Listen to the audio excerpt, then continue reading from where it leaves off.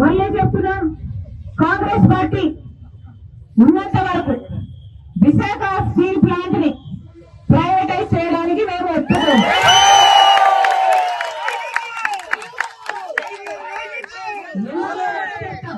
ఎందుకో కూడా చెప్తాం. పక్కనే జింక్ ఫ్యాక్టరీ ఉంది, గుర్తుందా? పక్కనే జింక్ ఫ్యాక్టరీ ఉంది, దాన్ని తీసుకెళ్లి వేదాంతానికి ఇచ్చారు, ప్రైవేటైజ్ చేశారు, వేదాంతానికి ఇచ్చారు. ఇప్పుడు జింక్ ఫ్యాక్టరీగా ఉందా? మూసేశారు. అంటే అంతమంది ఎంప్లాయీస్ వాళ్ళ జీవనోపాధి కోల్పోయినట్టే. అంటే ఇప్పుడు జింక్ ప్లాంట్ లో అసలు ఉపాధి లేదు. ఇప్పుడు వేదాంతానికి ఇచ్చారు, వాళ్ళు రియల్ ఎస్టేట్ చేస్తారు. అదే జరగబోతుంది ఇది కూడా.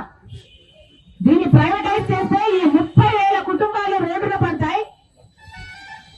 ఆ తర్వాత దాని పైన అసలు దీని కెపాసిటీ 20 మిలియన్ టన్నులు. అంటే డైరెక్ట్ గానే 1,00,000 కుటుంబాలకు ఎంప్లాయ్మెంట్ ఇచ్చే ప్రాజెక్ట్. అలాంటప్పుడు దీని మీద ప్రభుత్వాలు ఎంత శ్రద్ధ పెట్టాలి? అవి పెట్టకపోగా ప్రైవేటైజ్ చేస్తున్నారు అంటే దుర్మార్గం కాకపోతే ఇంకా ఏమనాలి? అందుకే చెప్తున్నాం, ఇది ప్రైవేటైజ్ కావడానికి వీల్లేదు. కాంగ్రెస్ పార్టీ దీనికి ఒప్పుకోదు. నేనే కాదు, రాహుల్ గాంధీ గారిని కూడా తీసుకొస్తాను. రాహుల్ గాంధీ గారి చేత కూడా ఇది ప్రైవేటైజ్ కావడానికి వీల్లేదు, మేము ఒప్పుకోము అని రాహుల్ గాంధీ గారి చేత కూడా మీకు మాటిస్తామని చెప్తున్నాం. మేనిఫెస్టోలో కూడా, రాబోయే ఎన్నికల మేనిఫెస్టోలో కూడా కాంగ్రెస్ పార్టీ ఈ అంశాన్ని చేర్చబెట్టింది.